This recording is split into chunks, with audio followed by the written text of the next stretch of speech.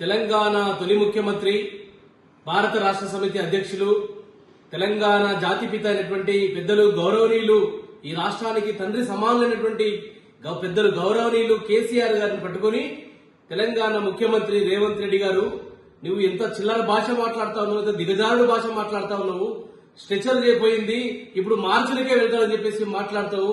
కనీసం నీకు ఒక ముఖ్యమంత్రి అనేటువంటి ఒక సోయి మర్చిపోయి రాష్ట్ర అభివృద్ధి కోసం నీవు పాటుపడాలి తప్ప ప్రతిపక్ష నాయకుల యొక్క మరణాలని కోరుకునేటువంటి దౌర్భాగ్యమైనటువంటి ముఖ్యమంత్రి బహుశా ప్రపంచంలో ఈ స్వతంత్ర భారతదేశంలో రేవంత్ రెడ్డి తప్ప మిగతా ఎవరు కూడా ప్రతిపక్ష నాయకులని చావులని కోరుకునేటువంటి నీచమైన కుసంస్కృతికి తిరగేసినటువంటి పెద్దలు ఎవరైతే ఉన్నారంటే అది రేవంత్ రెడ్డి గారే.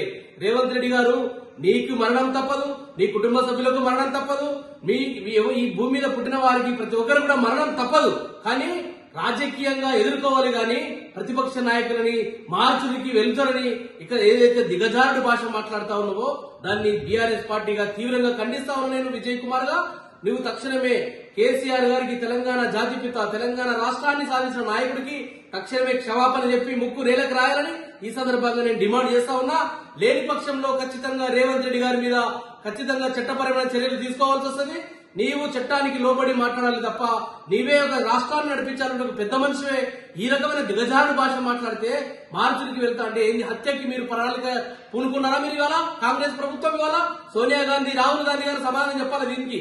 రేవంత్ రెడ్డి గారిని కట్టడి చేయకపోతే ఈ రాష్ట్రంలో కాంగ్రెస్ పార్టీ భూస్థాపితం చేస్తారు తెలంగాణ ప్రజల విషయాన్ని మీరందరూ కూడా పరిశీలన చేయాల్సిన అవసరం ఉంది. కాంగ్రెస్ పెద్దలనే విషయాన్ని తెలియజేస్తా ఉన్నా. నేను కేసీఆర్ గారికి తక్షణమే క్షమాపణ చెప్పకపోతే ప్రతి వీధిన గ్రామాన కాంగ్రెస్ పార్టీని బొంద పెడతాం.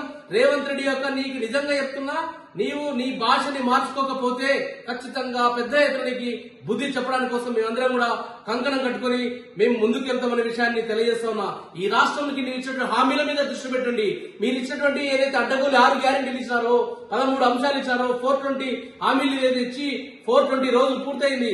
ఆ హామీలను ఒక్కడంటే ఒకటి కూడా మీరు నెరవేర్చే పరిస్థితి లేదు ఇవాళ ఈ రాష్ట్రంలో. ఈ రాష్ట్రాన్ని దివాలా చేస్తున్నటువంటి పరిస్థితి, అప్రమాయం చేస్తున్నటువంటి పరిస్థితి.